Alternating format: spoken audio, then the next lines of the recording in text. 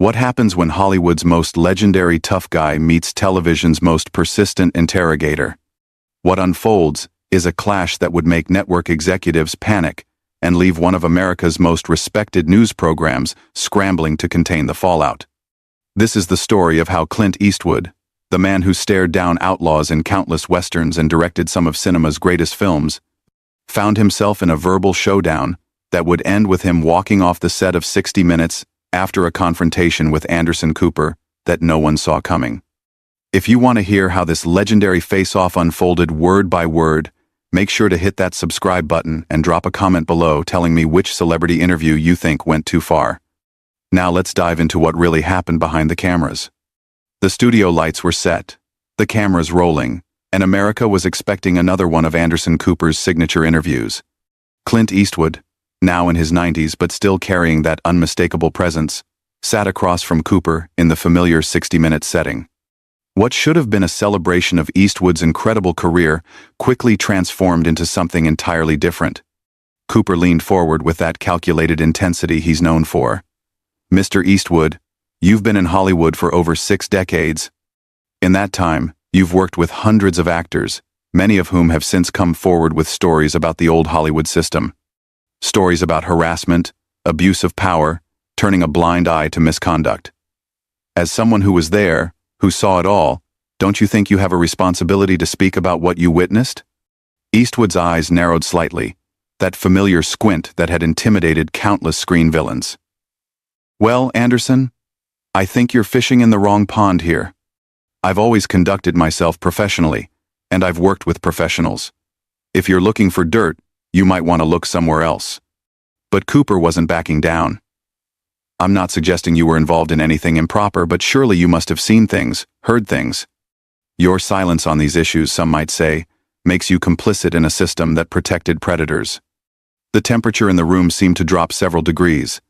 Eastwood sat back in his chair, his jaw tightening. "Complicit? That's a hell of a word to throw around, son. You're sitting there, probably making more money in a year than most people see in a lifetime, lecturing me about complicity. Where were you when these so-called victims needed someone to speak up? Oh, that's right. You were probably in journalism school learning how to ask leading questions." Cooper's professional composure flickered for just a moment. "Mr. Eastwood, I think you're deflecting. The question isn't about me. It's about accountability in an industry that has a documented history of protecting powerful men while silencing victims." "Deflecting?" Eastwood's voice carried that dangerous quiet tone that anyone who'd watched his movies would recognize. "Let me tell you something about accountability, Anderson. I've been making movies for longer than you've been alive. I've employed thousands of people, created jobs, told stories that mattered. What have you done besides sit behind a desk and pick at other people's lives like some kind of vulture?" The veteran journalist pressed on, seemingly oblivious to the growing tension. "With respect, Mr. Eastwood, making movies doesn't excuse anyone from moral responsibility. We're talking about a culture where women and young actors were routinely exploited, and established figures like yourself had the power to change things but chose silence instead." Eastwood leaned forward now, his presence filling the frame. "Chose silence? Boy, you don't know what the hell you're talking about. I've treated every person on my sets with respect, regardless of their gender, their age, or their position. I've given chances to actors who nobody else would touch, directors who were blacklisted, writers who couldn't get their scripts read. But I suppose that doesn't fit your narrative, does it? But surely you're aware that many of your contemporaries have been accused of serious misconduct. Directors you've worked with, producers who financed your films. Are you saying you had no idea what was happening?" The legendary director's hands gripped the arms of his chair. "What I'm saying is that you're trying to paint me with a brush that doesn't belong to me. You want to talk about misconduct? Let's talk about what you're doing right now, sitting there trying to manufacture a scandal where none exists. You come here with your preconceived notions, your gotcha questions, thinking you can trap me into saying something that'll make headlines for your show." Cooper straightened in his chair, his voice taking on a sharper edge. "Mr. Eastwood, these aren't gotcha questions. These are legitimate inquiries about serious allegations that have rocked the entertainment industry. The public has a right to know where prominent figures like yourself stood during these times. The public has a right? Eastwood's laugh was humorless. The public has a right to watch my movies or not watch them. They have a right to their opinions. What they don't have is the right to demand that I apologize for crimes I didn't commit or confess to knowledge I don't have, and neither do you. The interview was clearly going off the rails, but Cooper seemed determined to push forward. I'm not asking you to apologize for crimes you didn't commit. I'm asking about the culture of silence that allowed these crimes to happen. As someone with influence and power in Hollywood, don't you feel any responsibility for that culture? Eastwood's famous composure was beginning to crack. Culture of silence? The only culture of silence I see is the one where people like you get to assassinate someone's character on national television and call it journalism. You sit there throwing around words like complicit and responsibility like you're some kind of moral authority, but what gives you that right? Cooper's jaw tightened at the challenge, and for the first time in the interview, his mask of professional objectivity began to slip. What gives me the right? I'm a journalist, Mr. Eastwood. It's my job to ask difficult questions, to hold public figures accountable. That's what journalism is. Journalism? Eastwood's voice dripped with disdain. Is that what you call this ambush? You invited me here under the pretense of discussing my career, my films, my legacy. Instead, you're trying to make me the villain in some story you've already written in your head. That's not journalism. That's a hit job. Cooper leaned back slightly, but his eyes remained fixed on Eastwood. A hit job? Mr. Eastwood, I've asked you straightforward questions about serious issues in your industry. If you're uncomfortable answering them, perhaps that says something about your position on these matters. Uncomfortable? Eastwood's laugh was bitter. Son, I've faced down studio executives, union bosses, and critics who could end careers with a word. You think a pampered news anchor is going to make me uncomfortable? What makes me uncomfortable is watching someone abuse their platform to grandstand and virtue signal while contributing nothing of value to the world. The accusation hit Cooper like a physical blow. His professional demeanor cracked further. Contributing nothing of value? I've reported from war zones, covered natural disasters, exposed corruption in government and business. I've risked my life to bring important stories to the American people. And I'm sure your mother's very proud, Eastwood shot back. But what you're doing right now isn't exposing corruption or bringing important stories to light. You're trying to create a story where none exists. You're trying to turn me into your next scandal, because that's what sells, isn't it? Controversy gets ratings. Cooper's face flushed slightly. That's completely unfair, and you know it. 60 Minutes has a reputation built on integrity, on asking the hard questions that other programs won't ask. Integrity? Eastwood's voice rose for the first time. Where's the integrity in trying to trap an old man with loaded questions? Where's the integrity in implying guilt by association? You want to talk about the culture that protected predators? Let's talk about the culture that allows so-called journalists to destroy reputations based on innuendo and guilt by association. Cooper straightened in his chair, his voice becoming more defensive. I haven't destroyed anyone's reputation. I've asked legitimate questions about a serious issue that affects countless victims. If you can't handle tough questions about your industry, maybe you shouldn't have agreed to do this interview. Handle tough questions? Eastwood's eyes blazed. Boy, I've been handling tough questions since before you were born. The difference is the tough questions I've faced were about my work, my art, my choices as a filmmaker and actor. What you're doing is character assassination dressed up as journalism. The veteran journalist tried to regain his footing.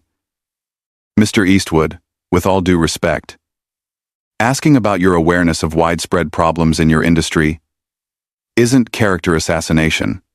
It's holding you accountable for your role or lack of role in addressing these issues. There you go with that word again, accountability. You throw it around like it's some kind of magic word that justifies any line of questioning, any invasion of privacy, any attack on someone's character. But let me ask you something, Anderson.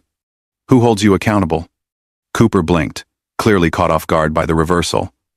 I'm held accountable by my editors, my network, the journalism community, the public. The journalism community? Eastwood's voice was cutting. You mean the same community that spent years ignoring the very stories you're now using to attack me? The same community that was too busy cozying up to Hollywood elite to notice what was supposedly happening right under their noses? That journalism community? The attack clearly stung. Cooper's composed facade was crumbling rapidly. That's not fair. Journalism has evolved. We've learned from past mistakes. We're doing better now at giving voice to victims, at challenging power structures. Evolved? Eastwood leaned forward aggressively. You've evolved from ignoring important stories to manufacturing them. You've evolved from reporting news to creating it. And you've evolved from respecting your interview subjects to treating them like defendants in a courtroom where you're both judge and prosecutor. Cooper's voice took on a sharp, defensive edge. I'm not manufacturing anything. The Me Too movement, the revelations about Harvey Weinstein, the countless stories of abuse and harassment in Hollywood, these are real. These happened. And prominent figures like you were there. You had to have known something. Had to have known? Eastwood's voice was dangerously quiet now. Based on what evidence? Based on what proof? Or are you just assuming that because I worked in the industry I must be guilty of something? Is that how journalism works now? Assumption equals fact? Cooper tried to recover his professional tone. I'm not assuming anything. I'm asking questions based on documented patterns of behavior in the industry. Patterns that suggest a widespread culture of silence and complicity. Documented patterns, Eastwood repeated mockingly.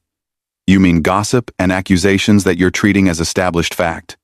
You mean guilt by association elevated to the level of evidence. Let me tell you something about patterns, Anderson. The pattern I see is a media that's more interested in destroying people than informing the public.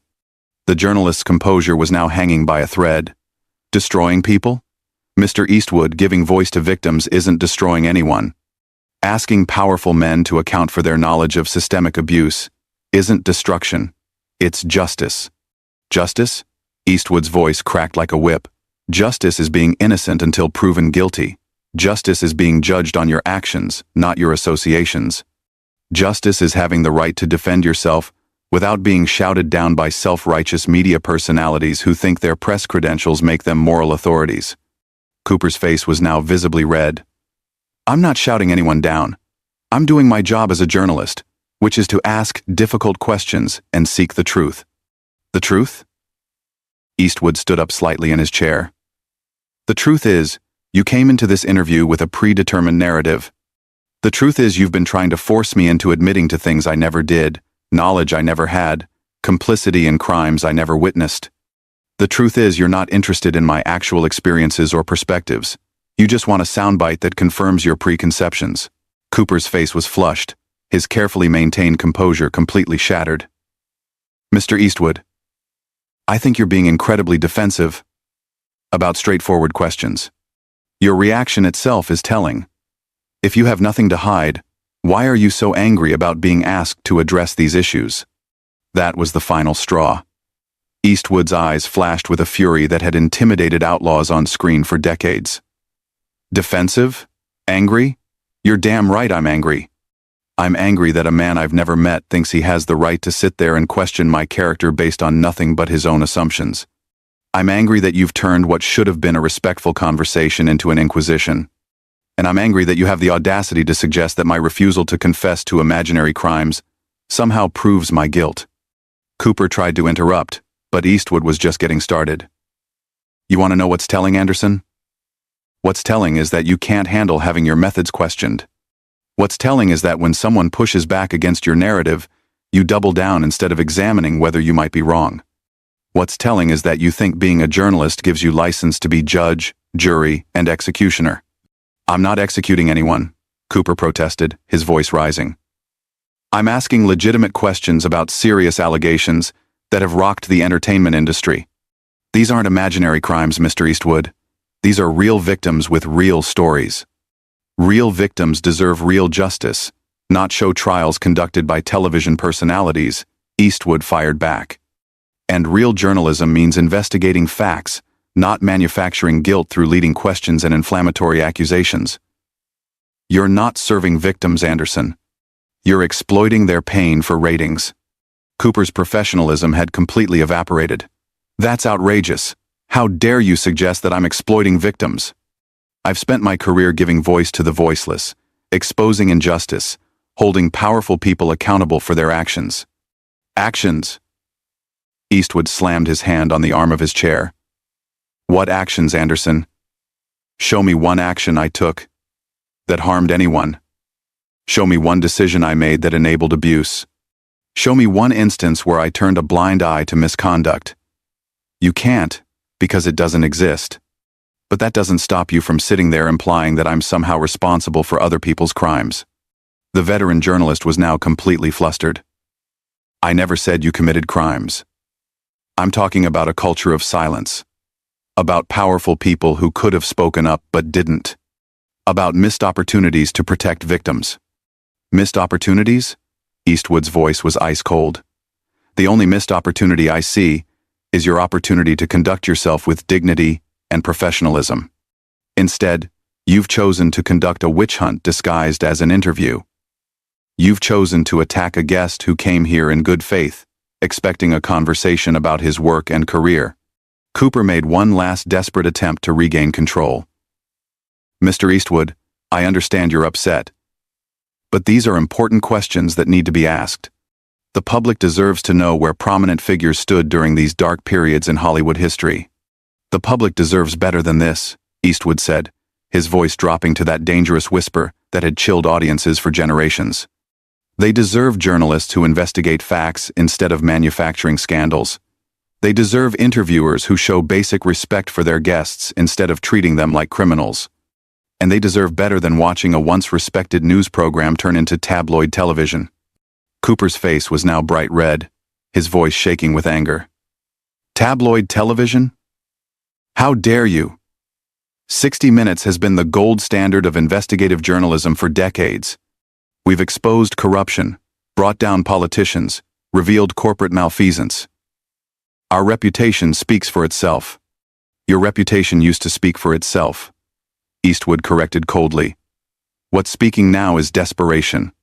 Desperation for relevance in a changing media landscape. Desperation for the kind of viral moments that get shared on social media. Desperation to stay significant by tearing down people who actually built something lasting. The accusation hit Cooper like a physical blow. That's completely unfair and you know it. I've never been desperate for anything. My work stands on its own merits. Does it? Eastwood asked mockingly. Because from where I'm sitting, it looks like ambush journalism dressed up as public service. It looks like character assassination masquerading as accountability.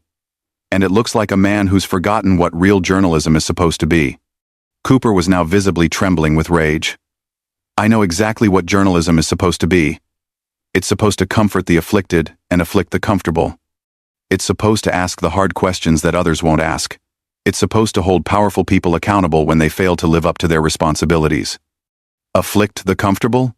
Eastwood laughed bitterly. Is that what you think you're doing? You think you're some kind of crusader for justice? You're not afflicting the comfortable, Anderson. You're bullying an old man with loaded questions and false premises. You're not holding anyone accountable for their actual actions. You're demanding confessions for imaginary sins. The journalist made one final attempt to salvage the interview. Mr. Eastwood, I think we've gotten off track here. Let me try to rephrase the question in a way that might be more productive. But Eastwood was already reaching for his microphone. No, Anderson, we haven't gotten off track. This is exactly where you wanted this conversation to go from the moment you sat down. You wanted confrontation. You wanted controversy. You wanted to create a moment that would generate buzz and headlines.